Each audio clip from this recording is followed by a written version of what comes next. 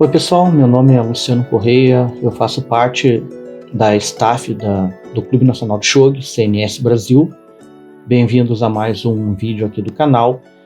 Nós vamos falar hoje um pouco sobre o primeiro torneio aberto CNS, que ocorreu nesses últimos 2 meses. Nesse torneio foi bastante satisfatória a participação,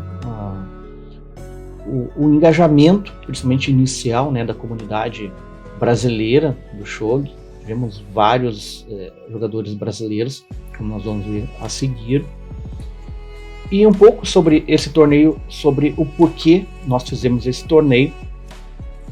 Foi a ideia de iniciar o trabalho, de dar um start num trabalho mais duradouro de realização de torneios futuramente. E esse foi um campeonato mais comum, mais ortodoxo, assim, que são conduzidos na plataforma 81 Dojo e que tem alguns formatos pré-estabelecidos. Um desses formatos, o mais popular deles, na verdade, é o formato de Round Robin, ou Todos contra Todos, ou o sistema Shurin, para quem está acostumado no xadrez, em que todos os jogadores, né, jogam contra todos os demais. No caso desse torneio, um torneio de 2 meses, mais de 60 participantes, então realmente é um ritmo de partidas muito forte. E esse tipo de torneio tem um problema histórico no 81 Dojo, que é o pessoal jogar 1 ou 2 partidas e não jogar mais. Tem alguns que nem jogam nenhuma partida. É uma pena, isso acaba causando prejuízo ao funcionamento do torneio, porque existem aqueles jogadores que entram com pretensões, né, de ganhar o campeonato, de jogar seriamente.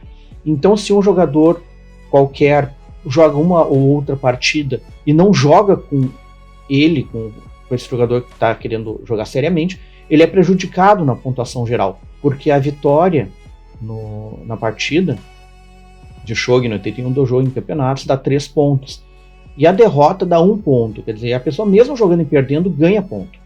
Não ganha ponto se não jogar. Existe uma ferramenta de comunicação, 81 Dojo, em que as pessoas tentam combinar partidas, porque é diferente de um torneio presencial, por exemplo, em que as pessoas estão no mesmo lugar, na mesma hora. Um torneio desses virtuais tem que ser combinado, né? E muitas vezes existe questão de fuso horário. Tem jogadores de todo o mundo. Quando é 6 horas da tarde no Brasil, são 6 horas da manhã no Japão, por exemplo. Então isso causa uma dificuldade extra. Bom, existem outros formatos de torneio que são possíveis, né? Mas esse é o formato mais comum. Para tentar diminuir os problemas potenciais, os torneios têm que ser moderados. Ou seja, tem que haver um árbitro, um moderador, um organizador com uma atitude ativa, principalmente para poder atribuir pontos para pessoas que tentem jogar, tentem buscar os jogos, apesar dos adversários não terem essa mesma vontade. Infelizmente foi o caso nesse torneio, como deve ser em todos os outros desse tipo, né? E geralmente a principal dúvida dos jogadores quanto à arbitragem foi adotado um critério nesse torneio de dar os pontos para aqueles jogadores que ativamente, que de fato buscaram as partidas. Por exemplo, se foi só uma mensagem genérica no começo, no primeiro dia do torneio, e não houve mais tentativa de contato, não houve um interesse muito grande de ir atrás da partida. Da mesma forma, foram 2 meses de torneio. Se a pessoa mandou simplesmente uma mensagem na última semana do torneio tentando marcar algum jogo, também não pode ser caracterizado como realmente um interesse de fato de jogar. E esses são os casos principais. Tiveram também questões individuais, né, de algumas partidas, algumas tentativas de marcação, aí que foi deliberado de acordo, né, com cada caso. Foi solicitado depois do torneio para que as pessoas da nossa comunidade, do CNS Brasil, escolhessem uma melhor partida, uma partida mais divertida, que gostaram mais, né, desse torneio. E nós vamos comentar aqui nesse vídeo essa partida que foi escolhida. Antes, um pouquinho sobre os nossos vencedores de categorias, né? Nós estabelecemos algumas categorias para ficar mais interessante a disputa. Aliás, a questão de deixar interessante.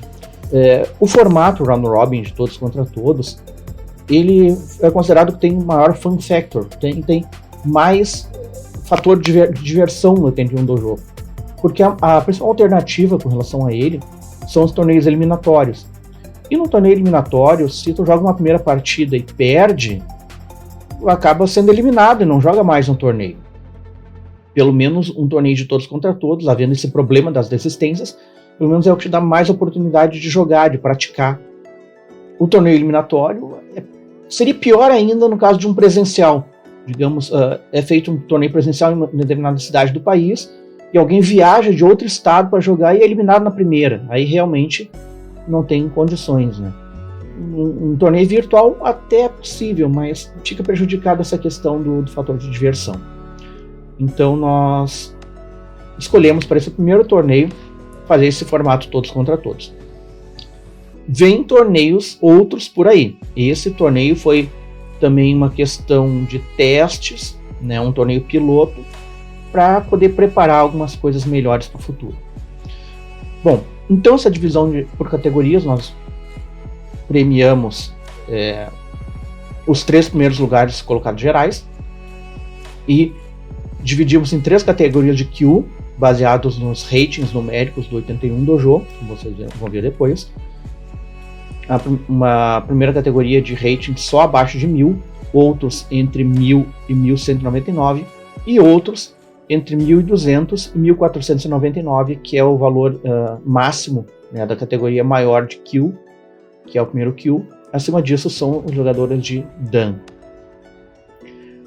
E também uma categoria especial feminina. Nós tivemos a nossa campeã feminina, que também foi condecorada. Então, um pouco sobre o nosso vencedor da categoria geral. Por acaso, eu vou agora compartilhar um pouco da minha tela, né?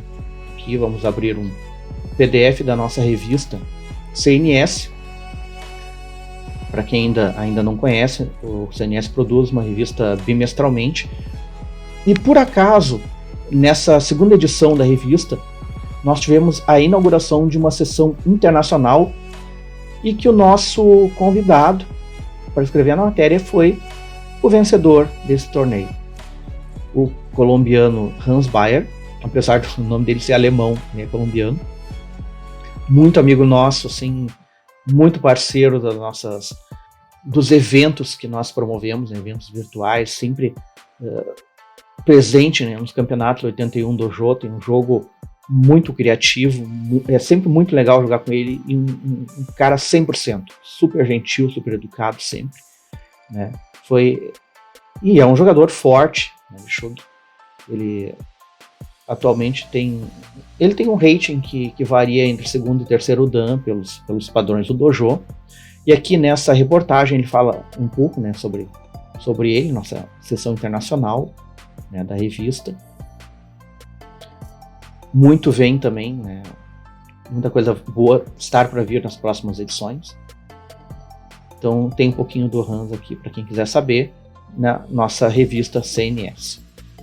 Bom, em segundo lugar, o Eduardo Moreira, né, o Dudu, também nosso amigo aqui do grupo CNS.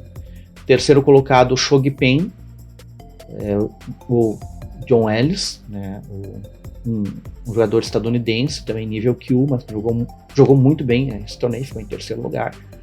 Nossos campeões de categoria, o Pericles, na primeira categoria Q, os Camax, né, da Espanha, na segunda categoria Q, foi vencedor, e a Raquel, também na nossa staff do CNS, foi a vencedora da terceira categoria Q. E a vencedora da categoria feminina foi a Rebeca, do Tokyo Pitch, que, segundo as regras do torneio, ela ficou à frente da Raquel na categoria feminina, mas como a categoria feminina tinha preponderância em relação à categoria Q, então foi declarada como campeã da categoria feminina e a Raquel como da categoria Q, terceira categoria Q. Bom, sem mais demoras, então, vamos para o nosso jogo escolhido.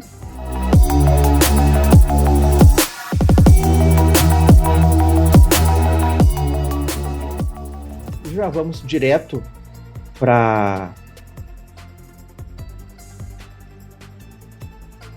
aqui para o chat, aqui para nosso site aqui do torneio CNS Brasil. Nós tivemos aqui a classificação final. Notem, foram 61 jogadores, 2 deles foram excluídos, acabaram sendo excluídos por alguns, ser uma conta secundária, enfim. Tivemos muitos resultados atribuídos, né, infelizmente. São essas marcações com os quadrados, principalmente aqui nessa parte, né, final da tabela, porque os primeiros lugares tiveram muitos resultados atribuídos, foram aqueles que buscaram os jogos. Então, conta muito o esforço da pessoa ir atrás dos jogos. Nós tivemos jogadores que perderam poucas partidas, que são essas bolinhas pretas, pintadas de preto, mas que apesar disso não ficaram nas primeiras colocações. Ficaram aqueles que buscaram mais os jogos, né? E obviamente aqueles que não quiseram jogar ficaram nas últimas posições, por isso a grande quantidade de quadrados aqui nessa segunda metade da tabela, né? Já que os players aqui estão em posição, né, em ordem de pontuação, como foram no torneio, ordem de classificação. Então, aqui eu como organizador, o Nicolas como co-organizador, e como co-organizador ele ficou responsável pela emissão dos certificados. Então, como diz nas regras aqui embaixo, as regras do torneio, esses vencedores que eu nominei devem receber os certificados em breve, tá? Por e-mail. Então, sem mais delongas, a gente já mostrou brevemente ali quando passou o vídeo, né? Quando eu mudei aqui de janela, o jogo preferido pela comunidade do CNS Brasil foi a Tokyo Pitch da Rebeca contra o Pericles, que é o Pericles, aliás, 2 campeões de categoria, né? Então, foi um jogo bastante interessante. Bastante interessante, eu digo, porque tem pontos bem didáticos nesse jogo que o tornam interessante de ser comentado. Então, vamos seguir. Abertura aqui de peões de bispo. Aqui a Rebeca já declarando que vai usar uma estratégia de torre estática. Sabem que as principais estratégias no shogi dividem em 2 grandes grupos, que são torre estática e torre dinâmica. E com esse lance, o Pericles também praticamente declarou que vai adotar uma estratégia de torre, que pode adotar uma estratégia de torre dinâmica, grandes chances. Assim, a formatação como tal, o tabuleiro agora, ainda pode seguir para um jogo de torre estática contra torre estática. Mas aquele lance já é um pequeno indício. Esse avanço do bispo é um outro indício, né, de torre dinâmica. Abre algumas casas aqui principais para a torre migrar. Essa subida de peão do canto aqui geralmente tem uma resposta espelhada, nem sempre, mas geralmente. Aqui desenvolvimento do prato, um lance bem natural nessa linha da Rebeca. E aqui, declaração definitiva que o Pericles vai de torre dinâmica. Nós temos então a definição de uma estratégia macro do tipo de jogo de torre estática contra torre dinâmica. Alguns lances naturais de abertura aqui. Reis se dirigindo para o canto, para segurança de alguma proteção de castelo. Esses 2 lances aqui, essa posição caracteriza o chamado Elmo Castle, né, o castelo Elmo, pela Rebeca, um castelo bem usado em estratégia de torre estática contra dinâmica.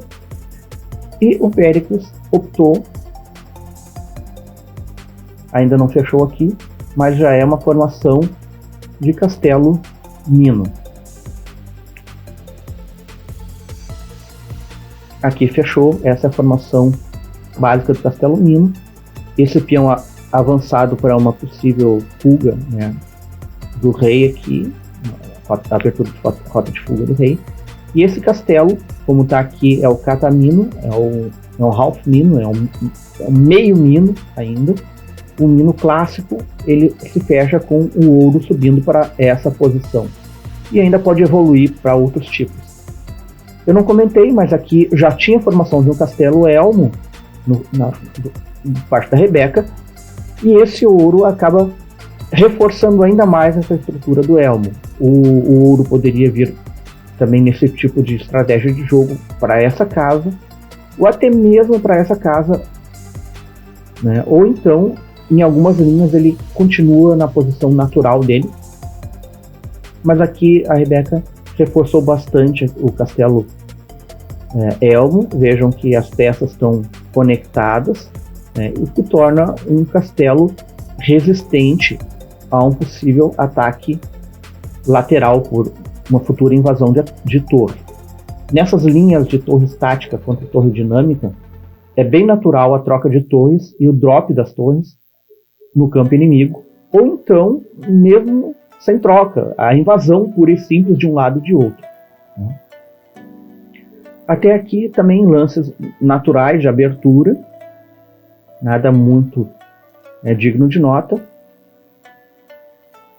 E se tem alguns sinais aqui de transição, né, de abertura para meio jogo, alguns peões já avançados aqui, pratas posicionados para apoiar os avanços dos peões, né.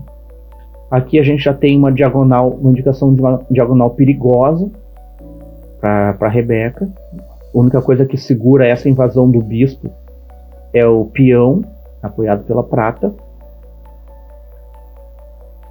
É também um tema bem recorrente nesse tipo de abertura. E aqui nós temos um que daria para classificar, na minha opinião, como um primeiro lance aqui de meio jogo, que eu chamo de abertura das hostilidades. É a primeira ocasião aqui em que um dos jogadores ativa uma peça e ataca, né, outra, ataca esse peão aqui, né, com seu peão apoiado pela torre, colocado nessa coluna justamente para apoiar um ataque. Geralmente uma torre está na coluna onde a pessoa tende, né, a atacar. Nós vamos ver a seguir aqui. Não acredito que esse avanço pode ter sido um pouco prematuro. É um risco que corre a pessoa que inicia um ataque. Geralmente começa desse jeito, com um avanço de peão, até com um sacrifício de peão. Mas para isso, a estrutura é bom que esteja bem formada, bem sólida, né? Então aqui nós tivemos a troca. O lance mais reflexo, seria um lance reflexo, um lance mais natural, principalmente jogadores mais iniciantes, seria um drop, uma largada de peão aqui, para que essa torre voltasse para alguma posição, né, no campo ainda de defesa. Mas só que aí o que acontece com essas trocas, a pessoa que propôs a troca fica com um peão na mão, que é uma vantagem estratégica interessante. Mas nós não tivemos esse drop, nós tivemos aqui um avanço do prata, o prata que estava na defesa, né? Na defesa porque estava mais próximo ao rei. A gente considera castelos, formações defensivas que tem preferencialmente 3 generais em volta do rei, geralmente 2 ouros e uma prata, né? Então esse aqui seria o chamado de prata de ataque, em que ele vai apoiar cavalo, torre e mais à distância um bispo no ataque ao adversário, e essa seria a prata de defesa, na verdade.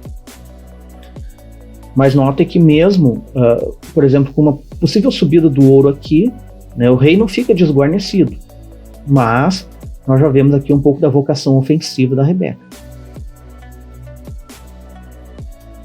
A torre então retornou para uma posição de defesa, e aqui nós temos um drop de peão para interromper essa coluna aqui da torre, um drop de peão apoiado pela prata.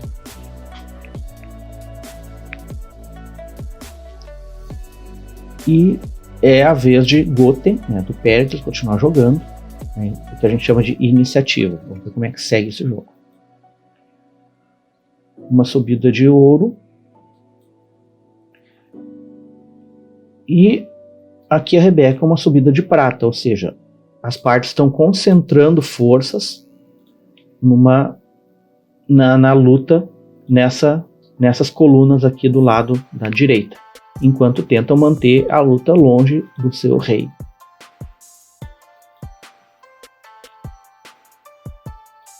Pericles e Rebeca recrutam os cavaleiros, né, os cavalos. Aqui altera a coluna, passa a ser uma oposição de torres. E essa subida de bispo aqui, pelo lado da Rebeca. O bispo nessa posição pode aparentemente estar vulnerável, né? A cabeça do bispo, que a gente chama, que é essa casa aqui, que é a casa logo acima do bispo, é um ponto fraco, né, do bispo. É fácil de atacar ele por aqui, mas existe algum tempo ainda. Esse peão teria que avançar 2 lances, né? Gastaria 2 lances para atacar o bispo e a peça mais próxima, né, de um possível ataque do bispo. E mesmo assim, esse bispo tem muitas casas, muitas possibilidades de casa para retornar, se fosse o caso. Ele se mantém numa diagonal ainda forte, mas só que agora bloqueado por 2 peças e bem mal defendida. Mas ele está mirando para uma casa estratégica aqui para o chamado edge ataque, o ataque na extremidade do tabuleiro. Mas vamos ver como é que seguiu então esse jogo. Ainda a cabeça do bispo poderia ser defendida por um pulo de cavalo aqui, porque o cavalo estando nessa posição, ele está prestes a defender essa casa. Isso é um tema comum, a gente chama do castelo Millennium. É um tipo de castelo em que o rei fica bem afastado nessa casa aqui, né, bem afastado do campo de batalha. Também comum em jogos de torre estática contra torre dinâmica. Nós temos aqui o Pericles insistindo, né, no ataque assim com o avanço de peões. Aqui uma troca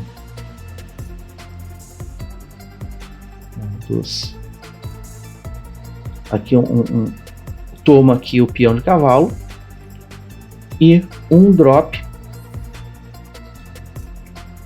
aqui, além de fechar novamente essa diagonal que estava perigosa aqui do bispo. Ameaça o cavalo, mas ocorre aqui a tomada. Aqui Goten retoma de ouro. Porém, essa retomada de ouro, nota-se o seguinte: nós temos aqui uma situação em que o ouro está numa casa muito clássica de defesa. Ele tem um amplo espectro de defesa aqui. Fica difícil dropar alguma peça no campo inimigo com esse ouro nessa posição. E além de tudo, está conectado com esse prata. Jogando, tomando de ouro, o que acontece? O bispo diminui o raio de ação dele e essas peças perderam a conexão. Não é muito bom deixar peças desconectadas.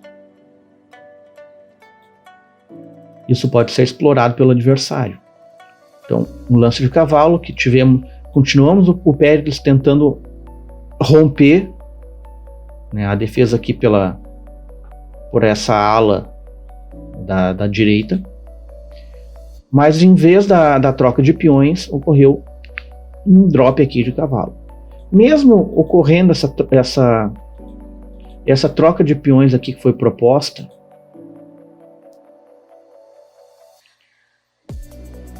seguiria isso aqui.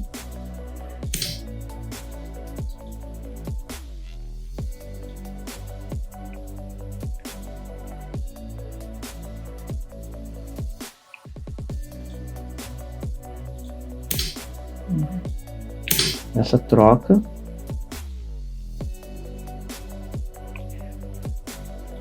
Um drop de peão numa situação dessas aqui é interessante para center.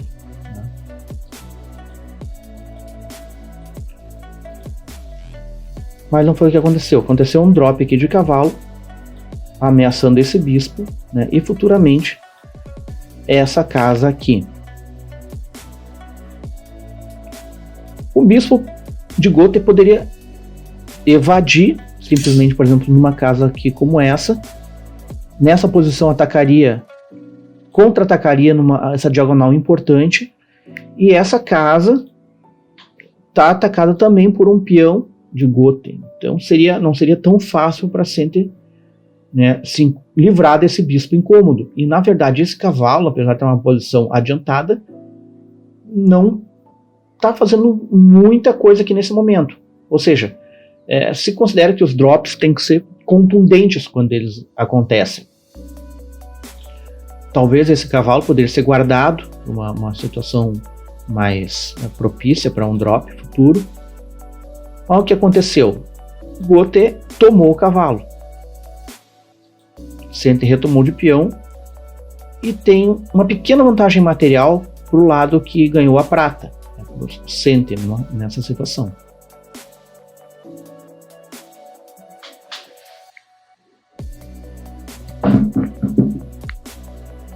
Aqui uma tomada de ouro, né?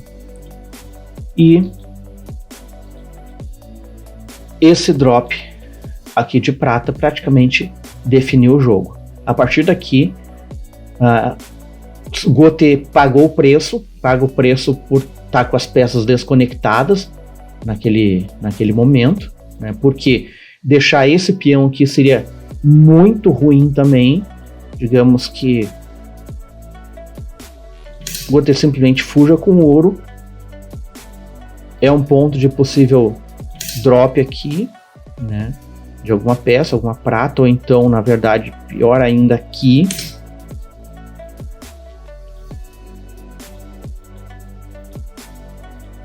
Se o ouro recua, esse peão fica desguarnecido, pode ser tomado pelo bispo.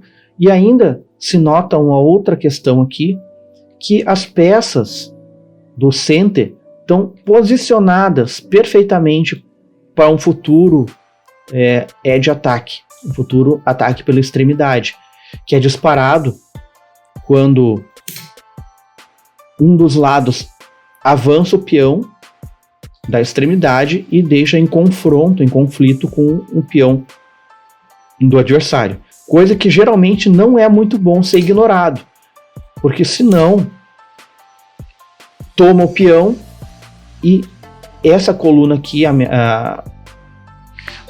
com o apoio da lança, fica muito forte. Esse ponto aqui fica muito perigoso. Bom, a partida seguiu então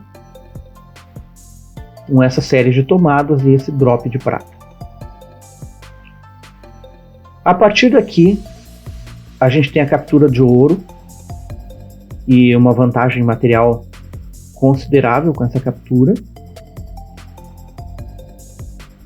Nós temos essa tomada de prata, já fica bem difícil, já cada vez mais difícil de avançar no ataque aqui pro lado do Gotha, mas teria uma jogada ainda mais contundente do que esse avanço, essa tomada de peão, que seria esse drop de ouro.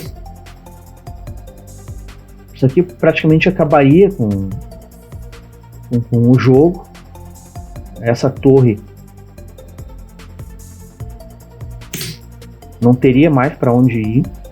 A vantagem material continuaria cada vez maior. Sem falar que as peças do Center cada vez mais dentro do campo do Gotha. Esse castelo é um castelo interessante, é um castelo mino, dá uma boa defesa contra invasões pelo lado, mas ele não é um mino completo, como a gente comentou antes, que se houvesse um ouro nessa casa vazia circulada, as possibilidades de defesa seriam muito mais ativas, né?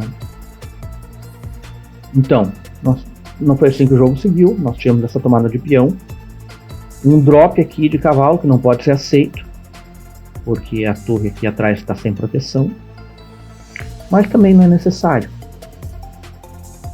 Essa subida aqui de torre, a torre na quarta linha geralmente, as linhas que geralmente as torres ocupam, né, nos jogos, principalmente aberturas, são a segunda linha, que é uma linha bastante defensiva, e a quarta linha, que já é uma linha com uma defesa mais adiantada, em que fica mais difícil do adversário, né, invadir o campo com peças de alcance curto. Então, para esse cavalo não ser tomado, houve o drop de peão, mas esse peão estava desguarnecido, foi tomado pelo bispo, e agora ele está numa posição bastante avançada, bastante agressiva, e se torna cada vez mais difícil a defesa do Goten. Aqui o bispo promoveu sem nenhum dano colateral, sem nenhuma ameaça. Seguindo aqui um drop de peão, evolui o jogo, uma tentativa de contra-ataque de Goten. Aqui uma tentativa de recrutando um pouco mais de peças, mas nesse momento não tem mais nada na mão para ser dropado, isso é bastante ruim. E a posição do center fica cada vez melhor, agora uma ameaça dupla sobre esse cavalo dropado e mais peças promovidas no campo do Goten. Aqui um sacrifício para tentar dar um respiro, né, uma troca de torre por general de prata promovido, para que esse general de prata fosse dropado,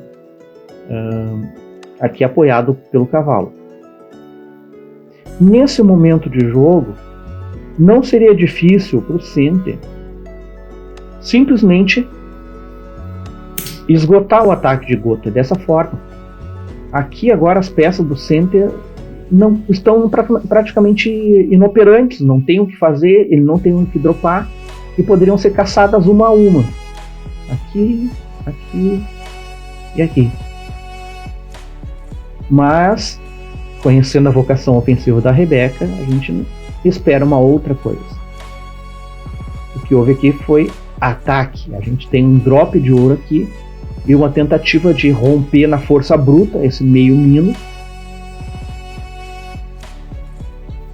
Aqui uma troca de ouros e uma reposição do ouro na mesma posição original, que existe um ditado no Shogi que para se defender de peças grandes, né, de peças de longo alcance, a gente puxa elas para perto.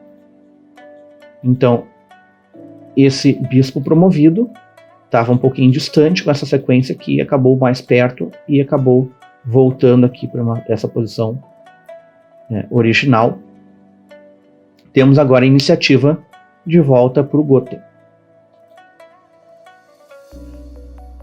que fugiu da ameaça do bispo e recrutou ainda esse cavalo, deixou mais próximo do rei, e é uma situação que é bastante recorrente em jogos, que acaba ficando devagar o lado que está com uma posição mais fraca vai se aproximando. Se o lado que está melhor não aproveita a chance de matar logo o jogo, pode haver complicações.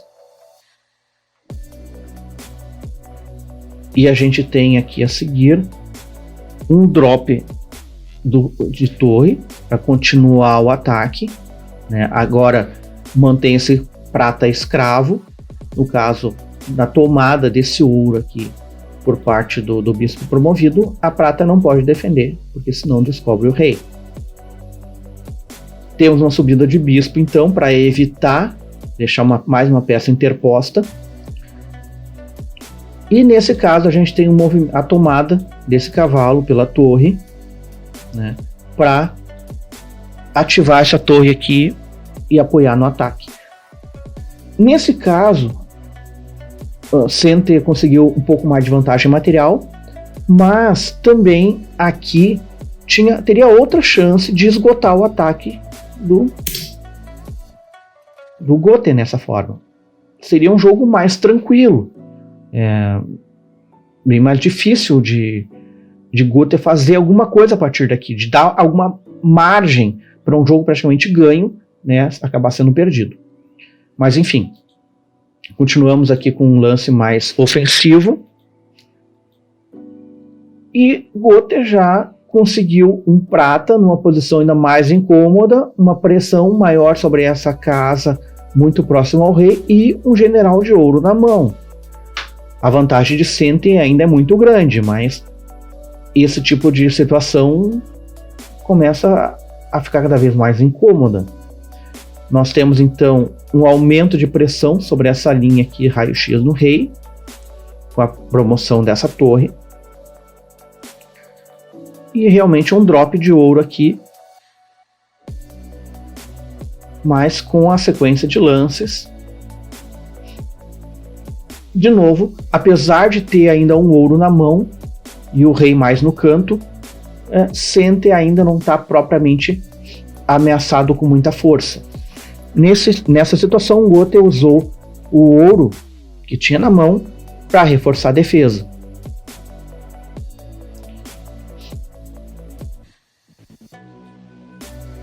E aqui nós temos um princípio interessante, que é o ataque em pinça. Nós temos um lado aqui, dos flancos aqui da defesa do Guter está totalmente povoado de peças. O rei está relativamente protegido com essa muralha de peças, mas por outro lado não tem como se deslocar para cá, para a direita aqui. O que Sente está fazendo então é atacar pelo outro lado, é cercar o rei com um ataque de canto aqui, no caso um edge attack, né? Ou hashizebe em japonês. Um lance interessante aqui de desafogo, serviria tanto para uma possível escape aqui do rei, né? Abrir linha de escape, como também abrir aqui a diagonal do bispo para uma futura ação sobre esse ponto, que foi o que aconteceu com a tomada do peão do canto aqui. Houve um drop de peão que está defendido pelo bispo. Um futuro movimento seria então a tomada desse peão aqui pela lança, e a situação de certa forma se inverteria, né? O ataque pelo canto se inverteria e poderia ser relativamente perigoso, já que agora seria Guter que estaria pinçando o rei e atacando por dois flancos. Mas a superioridade do centro está muito grande. Houve esse avanço aqui então de cavalo, aumentando a pressão na casa ali, né? 3-9 ou 7-9, da minha posição. A tomada, então, como tinha sido comentado antes, pela lança, que seria uma linha interessante, forte de ataque. Mas, por outro lado, desguarnece essas casas próximas ao rei da proteção que essa lança dava. Aqui um movimento de bispo promovido, na aproximação, colocação em uma casa mais ativa, em ataque ao rei. Um ataque a esse cavalo pelo peão. Sabem que o ponto fraco de um cavalo é a cabeça dele, né? Muitas vezes atacada por um peão, principalmente atacada por um peão ou um general de prata. E mais um recuo desse bispo promovido, tanto dando um cheque como atacando esse cavalo aqui, ou seja, um duplo. Rei evade para frente porque essa casa seria uma casa candidata para algum movimento de bloqueio, está também sendo atacada pelo cavalo. E trocar peças aqui nessa casa pode ralhar a defesa por esse flanco. A opção então foi subir o rei. Então nós temos mais um movimento de bispo promovido em uma diagonal pressionando esse rei. Uma tomada aqui para um desafogo de material. E pouco a pouco as peças por esse flanco se aproximam de um rei que está desguarnecido. Uma situação que pode acabar sendo incômoda. Havia também aqui uma possibilidade de ganho de material, talvez aqui um desafogo na defesa com um cheque duplo, né, por parte do Gote.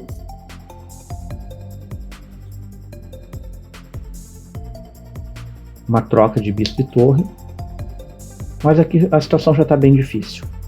Depois dessa tomada, a gente tem um drop de cavalo, dando cheque e não pode ser tomado.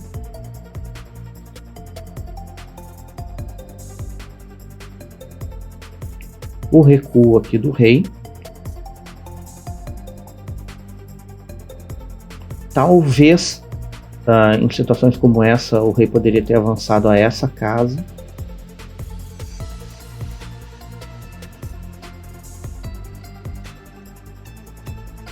Mas o que a gente tem aqui então é bispo tomando esse peão e aumentando a pressão sobre o rei. E agora nós temos 2 pontos de mate. Notem que Tokyo Pit tem 2 ouros na mão. O ouro que é a peça assassina, sabem, que é aquela peça escolhida para deixar até o final para um mate com um drop na cabeça do rei.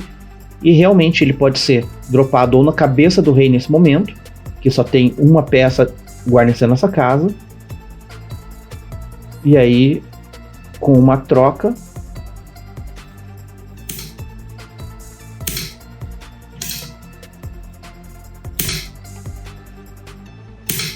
seria mate.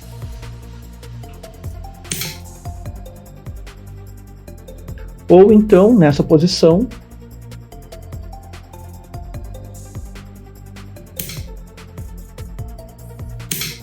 essa casa também é vulnerável e daria um mate direto.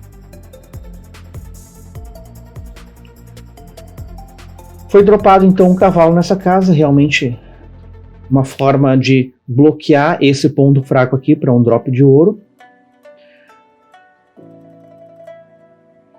E tem um outro ditado no Shogi que diz: se o adversário tem uma casa forte para um drop, é melhor tu mesmo dropar uma peça ali, para impedir o adversário de ocupar essa casa e impedir ele de dropar. Então esse drop de cavalo ao mesmo tempo protegeu essa casa por bloqueio e também ocupou a casa de um possível drop. Mas a pressão está muito forte. Essa casa estava desguarnecida e um cavalo que a Rebeca tinha na mão reforça o ataque sobre essa casa, que nesse momento não tem mais como ser defendida. A única possibilidade talvez seria um peão nessa casa, mas como já tem um peão nessa coluna, que restou daquela troca de peças aqui, né, seria um lance proibido. Ao passo que, por exemplo, se a lança continuasse nessa casa de canto, essa casa estaria guarnecida nesse momento. Então, não tinha mais o que ser feito. Nesse momento, então, Péricles fez essa tomada, mas a casa aqui no mate. Bom, esse foi então o jogo preferido por escolha do pessoal do grupo. Ele revelou uma batalha bem intensa, um jogo bem interessante assim entre dois jogadores que, apesar de um nível Q não ser um nível Dan como vários outros jogadores fortes do torneio, fizeram um embate muito interessante a ponto de ser escolhido, né, como melhor partida do torneio. Então, parabéns Rebeca, parabéns Péricles pelo ótimo jogo que vocês proporcionaram a nós todos. Aqui eu me despeço nesse vídeo. Espero que esse torneio tenha sido do agrado de todos vocês que tenham jogado, tenham se divertido. Foi, como eu disse, um torneio inicial para testarmos algumas coisas, alguns protocolos, para que coisas melhores venham nos próximos tempos. Então, pessoal, até uma próxima oportunidade, até um próximo vídeo, e continuem aí conosco, nos apoiando nas nossas ações do CNS Brasil. Até mais.